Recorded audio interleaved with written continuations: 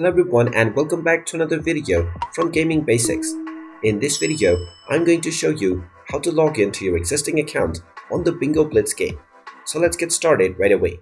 First of all, open up the Bingo Blitz game on your device.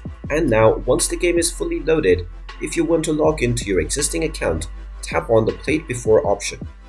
You will then be asked to enter your email address or your phone number, and you can also use your Facebook to log in. Now, if you created your account using your Facebook, go ahead and tap on the Facebook option. Otherwise, tap on email or phone, and then you can enter either your email address or your phone number to proceed with logging into your account. Tap on either of the options that you used, and then you can enter your email address and your password, and then tap on the next button, and you will immediately be logged in to your account on the Bingo Blitz game. And there you have it.